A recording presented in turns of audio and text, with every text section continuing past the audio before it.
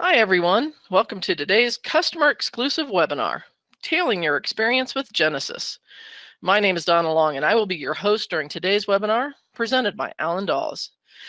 We're excited to explore the not so well-known features of GENESYS. Alan serves as a customer support specialist at Vitek. Since joining the workforce, he has worked in many different customer-oriented industries. His experience in the support world has given him a uniquely customer-centric approach to all aspects of his career. He has training in music video production and behavioral analytics, which brings a unique skill set and outlook to the Vitek team. While at Vitek, Alan has produced many resources. You may have heard his voice in the recently released screencast in the skill building collection for GENESYS. Before Alan gets started, I have just a few housekeeping items. We will be answering questions today at the end of the presentation. Please send your questions in as soon as you think of them through the question tab on the webinar control panel. Alan will answer as many questions as he can today, but if we do not get to your question, we will reach out to you after the webinar. The webinar is being recorded. If you experience connection problems during the live presentation, you will be able to access the recording in the My Support area of the Vitek website. If you have any questions regarding the recording, please contact us by emailing support@vitekcorp.com. At the conclusion of this webinar, a survey will open on your screen. Please take a moment to give us feedback on today's presentation or on what topics you'd like to see covered in future webinars. Now I'm going to turn the presentation over to Alan. Welcome, and thank you for joining us. Thanks, Donna, and hello, everybody. I'm glad you guys could join us for Tailoring Your Experience in GENESYS. Tailoring your experience in GENESYS can help engineers in a lot of different facets. Can help to ease the pain points, such as finding unverified requirements or unallocated functions. These features are great for displaying information in a way that best communicates with specific stakeholders or different people involved in the project. And these features also allow you to work your way, not having to adhere to others' workflow. So during the presentation today, we're going to be covering node templates, filters, sort blocks, the preferences, as well as something that I like to call pane docking. Most of this webinar is going to be in the tool itself, so without further ado, I'll just go ahead and switch over to GENESYS real quick. That way we can kind of jump in. So the first thing I'd like to talk about is node templates. And what node templates are is a way for displaying specific information in nodes on diagrams in GENESYS. So you'll notice here, I'll go ahead and bring up a spider diagram of my geospatial library component. Let me just adjust the window size a little bit so we can see everything. And now what you'll notice here is in these different nodes, it's got just the name of the entity. The node templates, if you go to the properties tab of the toolbox over here on the right, if you don't have this toolbox open, you can open it from up here at the top of the ribbon. But down here under the node defaults for this particular diagram, you're going to see a template here and it says name. And that's the template for these particular nodes on the diagram. If you click on the drop down here, you can see a number of different node templates that are available. But when you click one to change it, you'll notice, okay, now I've got the number up at the top and then it separates and there's a name below it. So number/name is the template that I chose. And that's what node templates do. They allow you to see this type of information. One thing that it is important to note is that when you go into the properties tab of the toolbox, you can't have anything selected. So if I select a node here, you'll notice the node template option went away. I can't change it for just that one. If I click in the background and don't select anything, that template becomes available. So it will change all of the nodes that are on this diagram when you go in to set this. One other thing that I feel it's important to mention is that different node templates or different diagrams, are going to default to have different node templates.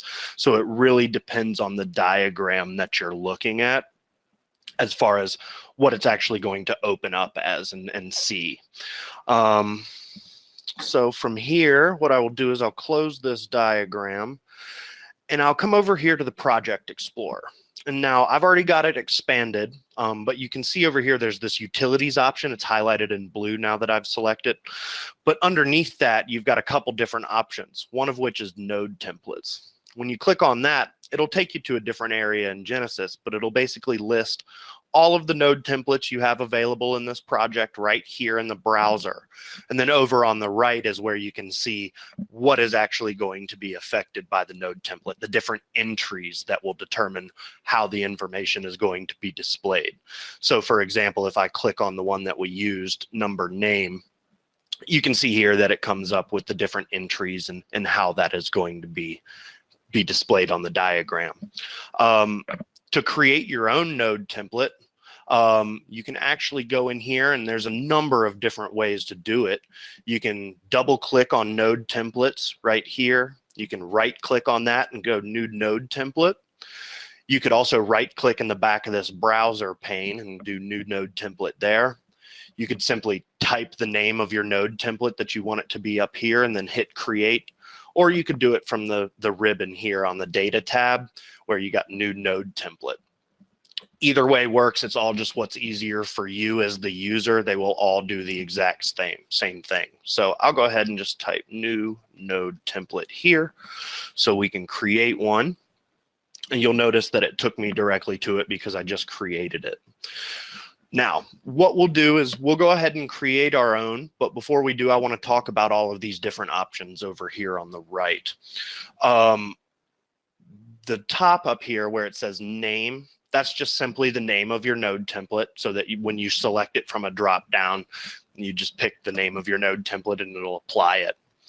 The multi-object separator here is used for when multiple entities are represented in one node. So for example, on an n-squared diagram, if there are two different entities represented by one node, this multi-object separator is going to sit there between them to split that node so that you can see the representation of the two different ones. And there's a couple of different options that you have to be able to set what type of separator you want.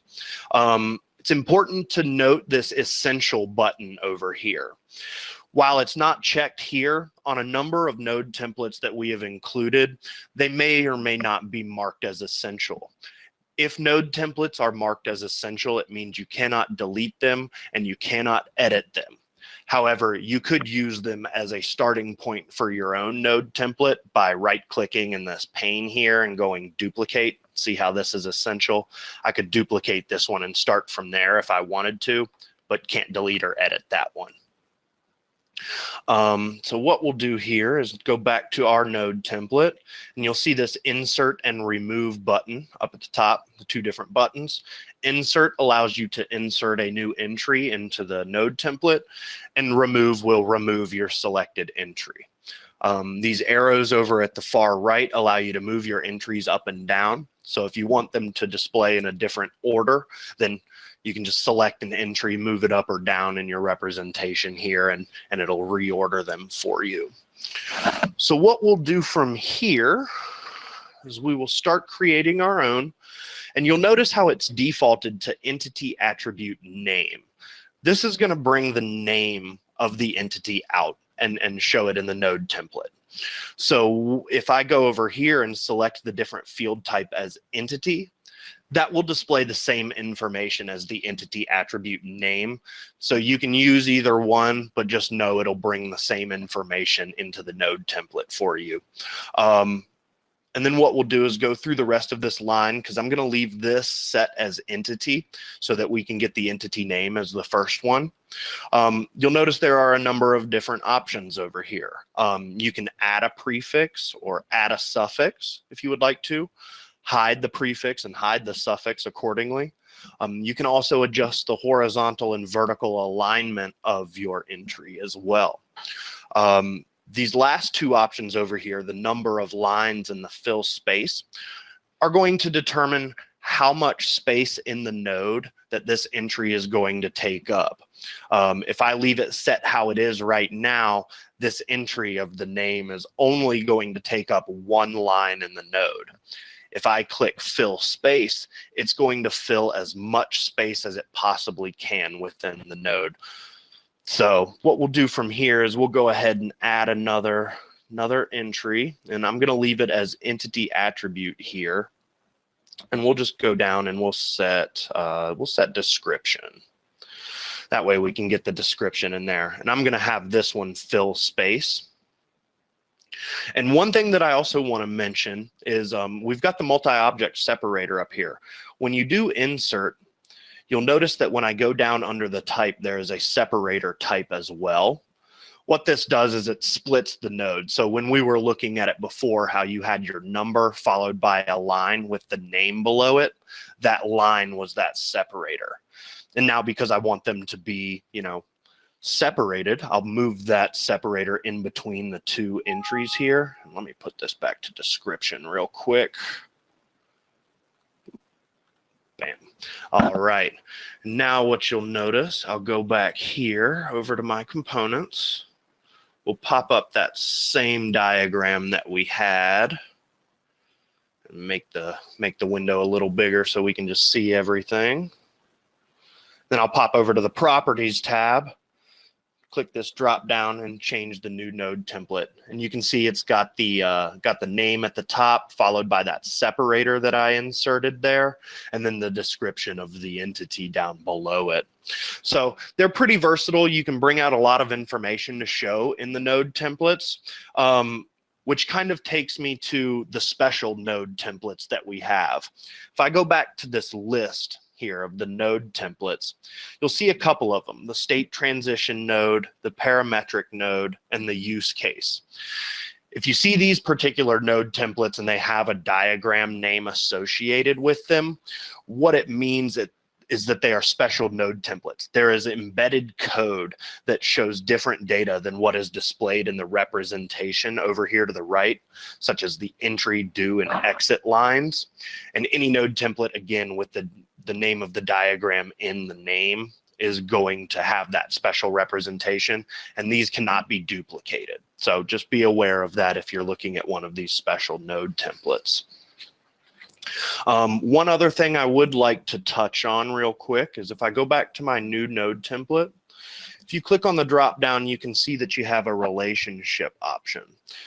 If I were to change that, you'll notice that there are a bunch of different well, just for this particular one, there's only one, but depending on what you select, you can have different relationship attributes that you can show in the node as well. And it's all going to be dependent on what specification you choose. So you choose the relationship as your type, and your specification would be the specific relationship you would like to put there. And then you can choose to display a relationship attribute on that if you want to. So node templates are very, very versatile for displaying the information that you want. And what that will do is segue us into the preferences. And I'll go up to the preferences. So first, to get there, you click on the G icon at the top left. It's called the application menu. Then you'll go to the preferences button right here. And we'll just let it load for a second, and then I'll increase the size of this so we can see more. And you'll notice in here that there are two different sections when you go into the GENESYS preferences. You've got user preferences and project preferences. There are differences between the two, obviously. The user preferences are set by the specific user that is logged in and apply only to that user that set them. The project preferences are going to be project-wide preferences and can only be set by an administrator. Now, all users that go in there will typically be able to see the project preferences and see what they are set as, but in order to change it, you do have to be an administrator. User preferences, which we'll start with since it's up here at the top, have a number of different options for you. You can display definitions, and what display definitions does is if you hover over something in GENESYS, it'll pop up a little box with a description of what that is. You could also show your relationship attributes by default, which when you look at a property sheet and you see the list of all the relationships and the targets and things like that, it'll automatically expand those relationships to show the attributes. You can also choose to show subfolder entities, which if you have a folder that has subfolders, if you have this checked, it will show all of the entities that are in all of the subfolders in that top level. So you can see everything in one folder, even if they're sectioned off below it. If you have this unchecked, then you're just going to see things at the level that they are in based on that folder structure. And then you can also select, your auto select target class when you're creating a relationship. There's a number of other diagram options down here that are specific to you. You can also set which diagrams you want to display on the ribbon or the bottom tabs of Genesys. And you've got a number of different simulation options too, like your random distribution, random streams, as well as just simple other simulation options that you can go and set for yourself. What we'll go into next is the project preferences. And as I mentioned before, these have to be set by an administrative user. But this is where, and I believe I mentioned it before, but if I didn't, this is where you can change the default node template for your different diagrams. So I said that, different diagrams are going to default to different node templates. For example, if I click on block definition, you can see that this defaults to name operations parameters. But if I go down to spider, you'll see that this defaults to name. So different diagrams, different views, different node templates that are applied to them. But you'll also notice that it's going to depend on the node type as well. So if I go back to my block definition here, you'll see that there are two different node types. There's the main node right here that you can set the template for. Then there's also package nodes. So if you see a package node on one of these diagrams, you can set the specific template for that as well. So for example, if I come in here to spider diagram and set this template, we'll just set it to number name as the default. The first time I open a diagram, it's going to default to this node template. However, an important note to make is that if you go into the properties tab of a diagram and you change the node template from there, it is going to overwrite this setting.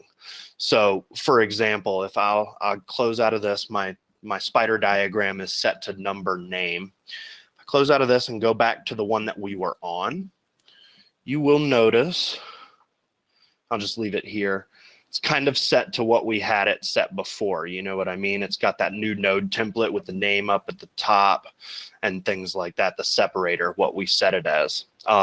But if I close out of this particular diagram and open one, we'll just go with the system context and open a physical spider of this, you'll notice that it is now defaulted to the other node template that we set. I'm not going to expand it because we can see it right here in this larger node. But yeah, you'll notice that it is set to the different node template, the one we actually set in the preferences. So that's where you can go to set those. One other thing that I did just kind of want to touch on as far as project preferences go is the simulation down here. This gives the administrator an option to set the default iterations and default duration for the simulation. Again, these are all project-wide preferences, everything under here. So they are set by an administrator and can be seen by other users, but not edited. And I believe that does it for the preferences. So what we'll do from here is go into our filters. And what filters are a way of limiting a specific view to display specific information that you want to. So you'll see, I'm just going to expand that a little bit, but down at the bottom of this browser pane, you've got a filter here. This drop down allows you to choose a filter to, section off or filter out data so that you're only seeing a specific subset. So for example, if I were to apply this with no descriptions, it would filter all entities through that have no description. Now, because all of my elements or entities in this view have descriptions, it's not showing anything. But what it is important to note is that this browser pane is now a green color. When you apply a filter, that browser will change to green to let you know that a filter is active. So you'll notice if I go back to the main view, that's no longer green, but I can apply anything that I want to as far as filter goes, and that's going to remain green. So if you're not seeing something that you would expect to see, but that pane is green, you just check your filter and make sure that you don't have it set to something you don't want it to. Filters are also created, edited, and deleted over in the same area as node templates over here on the left under utilities. So if I click on that, you'll notice that we've got all the list here. And some of these are marked as essential as well. It means the same thing as the node templates. They can't be edited or deleted, but you can duplicate it if you would like to start from, you know, this particular filter and create your own. They're created in all of the same ways as the node templates, double clicking, typing up here, so on and so forth. I'll just go ahead, right click in the pane and create a new filter so we can go through this. Type new filter, and then it automatically took me there. Again, you've got sort of the same representation options over here as you did for the node template. You've got your name up at the top, which just shows your name, the insert and remove buttons, as well as the arrows that you can use to reorder your entries. Something different about filters, though, is that you have an and or an or option. Now, this is very important when you're designing your own filter, because this determines whether or not all of the tests that you have in here need to be passed to filter through that entity, or only one of them needs to pass to filter through that entity. So if I have and selected, it means that every entry in this filter must be met in order for me to see that stuff come through. If I select or, it means any of these entries could be true, and then it would filter that entity through. So what we'll do is we'll kind of go ahead and create our own, starting from left to right. You'll notice that there is a not option right here. What this does is inverses the particular entry that you have.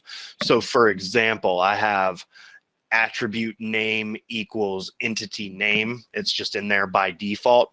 If I were to select not and then apply this filter, it would give me everything that has a name not equal to entity name. So that's just an important distinction to make when you're using this not button if you want to. So what we'll do is, to create our own filter, we'll go ahead and do attribute, and then I want to filter it out through, we'll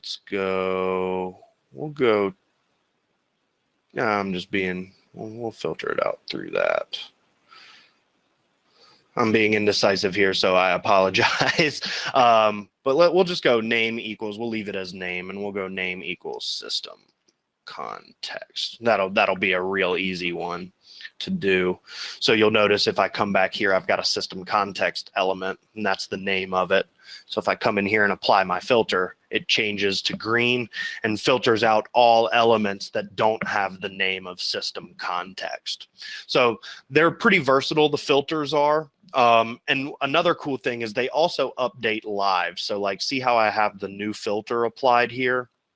If I come in here and adjust this one and say, let's say, we'll just go description equals, we'll try that. Just come back over here. Yeah, now you can see that because all of them have descriptions, nothing is filtered out, but that system context entity is gone. And that's because the filter is updated live when you go in and edit it. So one other thing that I do want to kind of talk about as far as filters go is if I go back in here, and you can see we've got an option called target. So if I choose target, and we'll go built from and then has equals 0, that's basically going to filter out all entities that do not have built from targets. There's not a relationship established with them for the built from. So if I come back here and I've got this new filter, see how it updated live again, and I click on customers here, we'll notice over here in the targets and attributes that there is absolutely not a built from relationship. So that's what that targets filter would do. And so again, very, very powerful for you to be able to see which information you would like to see. Now filters will take me into sort blocks. I'll go back to my component class, and we'll switch it back to the normal filter, no filter.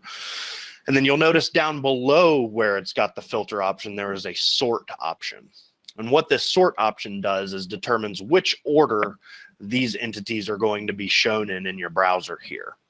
So if I were to go in here right now, it's set to numeric. If I go in here and I set it to alphabetic, now you've got an alphabetic sort block applied instead of a numeric. So just however you would like to view information, it's good for finding specific information. If you think one way and somebody else thinks another, there's a super good way for you to be able to find information your own way.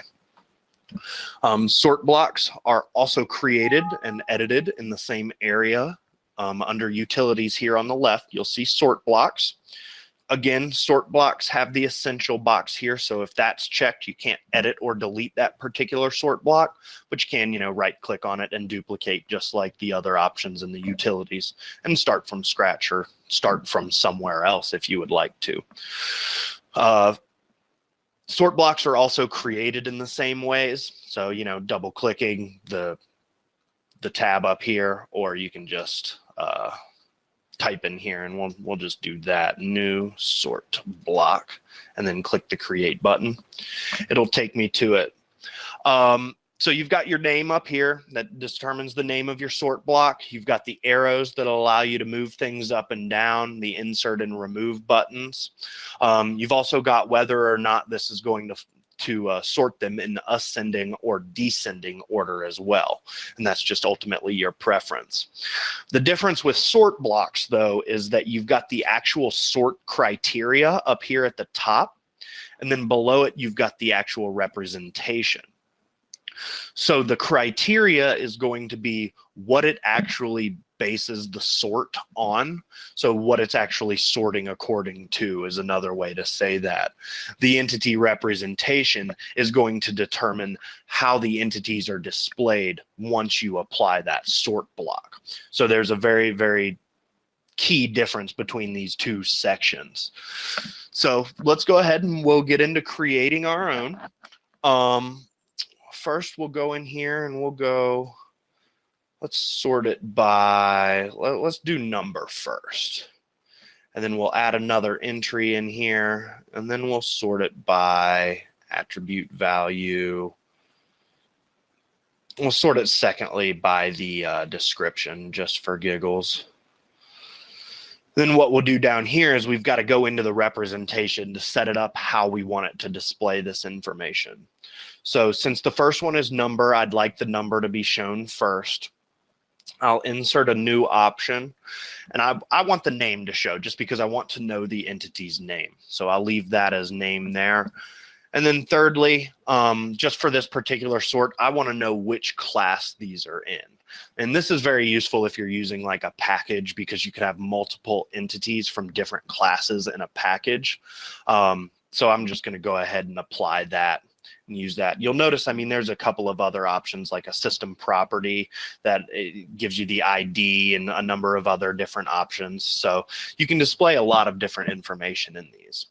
But what you'll notice is if I come back over here to my component class and apply this new sort block, it has now sorted them first by number and then by the description. One other thing that I do need to mention is you'll notice how everything is kind of jammed together here and the different entries, and the way my sort block is showing things. And the reason for that is because I didn't do something in my sort block. If I come back into my new sort block here and I insert a new option, you'll notice that we have a text option here. So what I can do is I can enter custom text if I want it to display that. But I'll just enter a space and then I'll click off of that. Then I'll select the new one, insert an entry below it, and then I'll just insert another space. And what you'll notice is that when I come back to my component class here with that sort block applied, there are now spaces between the different entries and representation entries of the sort block. So it's not all jammed together. It's a little bit easier to read for you, and your representation can ultimately be whatever you would like it to be.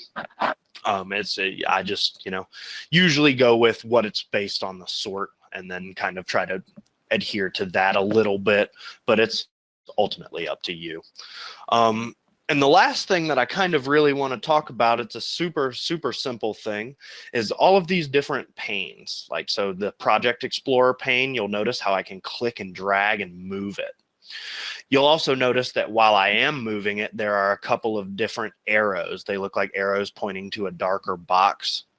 And when I hover over those, it shows where it's going to dock this particular pane. So like, let's say I wanted it docked up at the top. I hover over that arrow and it'll dock it right there.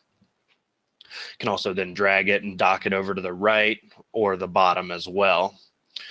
What you will also notice is that when I'm dragging, there's two different sets of arrows. There's ones at the far left. So if I drop it over here at the far left, it's going to put it on the very far left of that window that I have open. But if I click it and I bring it right here, well, I got to get it on the other side first.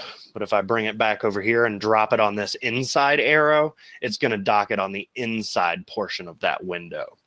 You can also drag these out and have them set as their own separate little windows as well. So you can drag and move them around and just kind of move them off screen if you want to when you're not using them, set them however you would like to. You can also close these panes. And if you do close those panes, you can always bring those back by coming up here to the Home tab and going Show Panels. And then you can click your browser and Project Explorer and it'll bring it back up. So I think that's about everything as far as Genesys is concerned. And I think we'll move into questions if we have any. Turn it over to you, Donna. Thank you, Alan. We've already received some great questions, thanks to all our participants. I encourage you to join the discussion right now and submit your questions using the webinar control panel. Our first question came in the node template section. What happens if more than one entry checks the box to fill space? So in a node template, if you check multiple entries to fill space, what they are going to do is share the space that's available. They will all fill as much space as they can, but let's say you have 3 entries for your node template and they're all filling space. It's kind of going to section that node into thirds so that they can all share that space in that node for them. Okay, we're going to stick with node templates. When you were going over the sections or the parts of the entry, what is meant by hide prefix and hide suffix? So hide prefix, I mean, it'll allow you to, add a prefix and then hide it if you would like to. There's a couple of different uses for that. So let's say, well, we're in node templates, apologies. So yeah, if I come in here and I want it to, let's say that it's got the entity, but I want it to say like entity blank. Sometimes you may have something that isn't bringing out information or isn't going to show there. Like let's say, entity is a bad option because everything's going to have a name. But like, for example, if you come down here to this relationship option, not everything is going to have a built from relationship. So you could enter a prefix there and then hide it so that it's not, it can alleviate some confusion is the best way. And I mean, Donna, if I'm off base at all there, you can correct me, but I believe that's where it goes. I think you're pretty there, but if I can put a finer point on it, if there is no data to output, sometimes you want to show the prefix to show that no data is there, and other times you don't want to show the prefix, as in, just like your built from relationship. If there are no targets, that may be a diagnostic you want to use. So you'll say built from and show it all the time. So if there's nothing after that, you have to go in and fix it. Perfect. Thanks, Donna. Okay. The next question, we're going to move over to the preferences. All right. So this question is from Rachel. If I created a new facility, why is it not listed in the options for the initial Explorer selection dropdown? So what I'll do is I'll go ahead and open the preferences so we can show everybody what Rachel is talking about here. So if I go under user preferences and look at general, you have your initial Explorer section, which is a drop down of your different facilities. And you'll see over here to the left, you've got the different facilities that you can choose from. That'll show you a bunch of different classes. This list in here is a static list. And one of the reasons for that is that user preferences within Genesys populate through different projects. So if you come in here and set this in this particular project, it's going to populate all the way through, but other projects may not have the same facilities depending on how you want to work or how you are working. So that's why you can't set it there. It is a static list. Things are populated through a project. So it can get really, really convoluted. Now, I mean, if you create your own facility, you can select it from over here and use it. It's just you can't use it as the default selection. Okay. I have one remaining question unless somebody else pops in.